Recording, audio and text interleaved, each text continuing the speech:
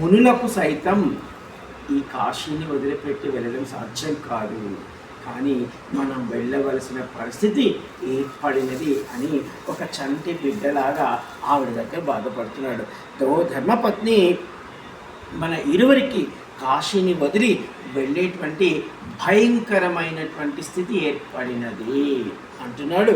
ఇంద్ర, అగ్ని, యమధర్మరాజు, వసు, రుద్ర, తక్షక మరుగున విశేష దేవగుణాలు, అశ్వని దేవతలు వీళ్ళందరూ వచ్చారు. అంటే వీళ్ళందరూ చేయలేని కార్యము నేనేదో చేయగలనని ఒక వంక పెట్టి ఆ యొక్క బ్రహ్మదేవుడు వీళ్ళందరినీ నా దగ్గరికి పంపించాడు.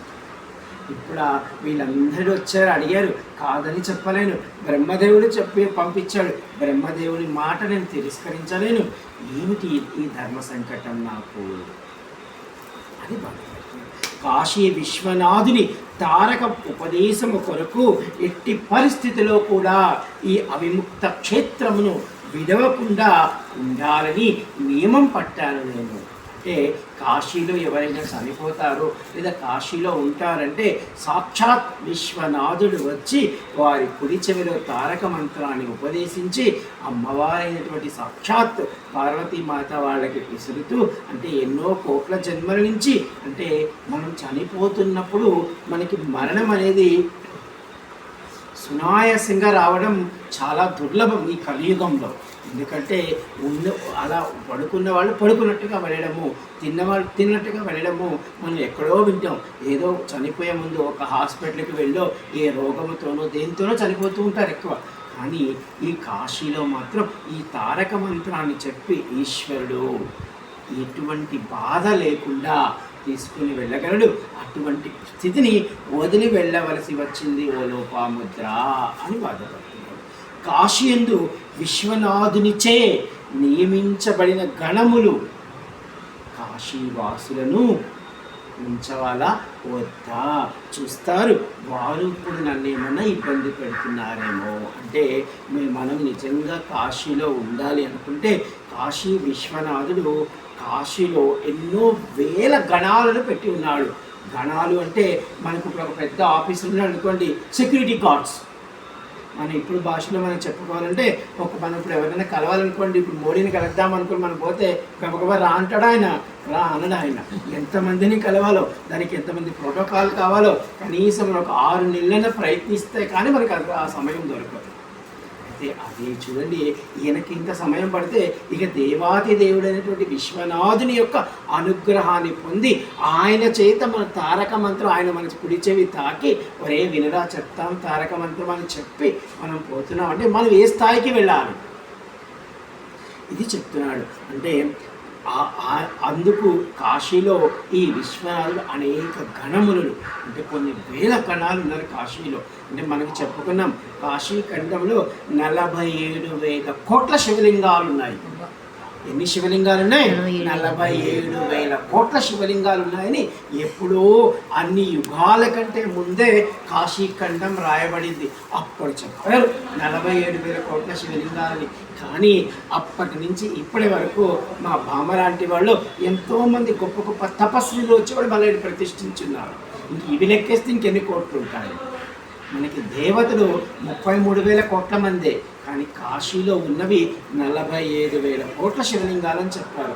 అంటే మీరు ఇక్కడ ఒక్కొక్క శివలింగం మీరు చూసినట్లయితే ఈశ్వరి యందు భక్తితో ప్రేమతో ఆయన్ని ఆరాధించుచు ఎవరైతే ఉన్నారో వాళ్ళందరినీ ఆయన మోక్షం ఇస్తూ వాళ్ళని గణముగా పెట్టాడు కాశీ. అదేవిధంగా మనకి దండపాణి ఉన్నాడు ఇక్కడ. దండపాణి ఎన్నో గణాలు, ఆ గణాలన్నీ ఒకరోజు చెప్తాను. ఒకటి కాదు, 2 కాదు, ఎన్నో ఉన్నాయి. అది ఇక్కడ అంటున్నాడు ఎవరు? ఈ అగస్త్యముని. మనం ఇక్కడ ఉండడానికి ఈ గణాలు ఒప్పుకున్నట్టు లేవు, అంతే కదా. ఇప్పుడు మనమే చూద్దాము. అంటే మీకు తెలిసిందని ఒక ప్రిన్సిపాల్ ఉన్నాడు అనుకోండి, నేరుగా ప్రిన్సిపాల్ దగ్గరికి వెళ్దామని ఒక స్టూడెంట్ పోతూ ఉంటే ఆ ప్రిన్సిపాల్ రూమ్ ముందు ఒకడు కూర్చో ఉంటాడు, ఇప్పుడు వెళ్ళడానికి లేదు అంటాడు. అర్థమవుతుందా? అంటే ఒకవేళ అక్కడ కూర్చున్న అతనికి ఇతనికి ఎప్పుడో సరైన సంబంధం లేదనుకోండి, అప్పుడు ప్రిన్సిపాల్ లోపల ఫ్రీగానే కూర్చో ఉంటాడు, కానీ మీ లోపల పంపాడు. అర్థమవుతుందా? అంటే ఏమో ఇప్పుడు ఈయన అంటున్నాడు ఈ గణములు ఉన్నాయి కదా, ఈ గణములు అంటే నన్ను ఇబ్బంది పెడుతున్నాయేమో, నాకిప్పుడు కాశీ నుంచి పంపుటకు వీరు ప్రయత్నిస్తున్నట్టున్నారు. అంటే గణముల అనుమతి ఉన్నట్లయితే మనం కాశీలో ఉంటాం. ఇది సత్యం. ఎందుకంటే నేను 4 సంవత్సరాల నుంచి కాశీలో ఉన్నాను. ఎంతోమంది వస్తారు యాత్రికులు. వచ్చిన వాళ్ళు మొన్న ఈ మధ్య 10 రోజుల క్రితమే పాపం ఎవరో ఒక 15 మంది వచ్చారు. ఈ పక్కనే ఒక ఆశ్రమంలో దిగారు. ఒక రోజంతా బాగున్నారు, పోయారు. మన ప్రయాగ చూడడానికి త్రివేణి సంగమ స్నానానికి వెళ్ళారు. అక్కడ వెళ్ళి పాపం ఆమె ఆ బోట్ ఎక్కి దిగుతూ కాలు ఇరిగిపోయింది. ఈ 15 మంది పెద్ద గోల చేసుకొని వెళ్ళిపోయారు. చూడండి, ఆ 15 మంది కనీసం ఎన్ని రోజులు ఉన్నామని వచ్చారో, ఎంత ప్లాన్ చేసుకుని వచ్చారో, ఈ కనీసం ఒక్క పూట కూడా కాశీలో ఉండలేదు. అంటే ఏదో ఒక నింద, ఏదో ఒక కారణం. నాకు తెలిసి ఎంతోమంది ఎయిర్పోర్ట్లో దిగి ఎయిర్పోర్ట్లో నుంచి వెళ్ళిపోయిన వాళ్ళు ఉన్నారు. ఎందుకంటే కాశీ అనుమతి లేదు.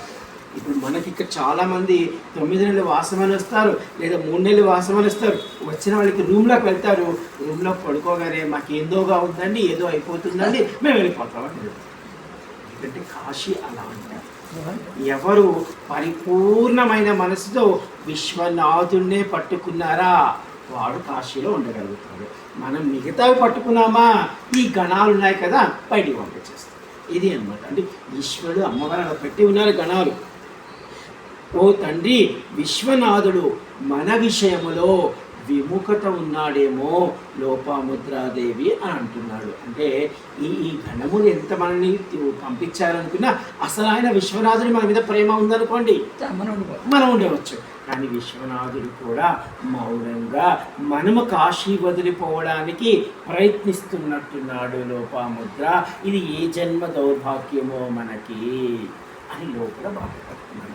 ఏ పూర్వజన్మ ఫలితముగానో, ఏ గొప్ప ఋషుల అనుగ్రహంతోనో, ఏ గురువుల అనుగ్రహంతోనో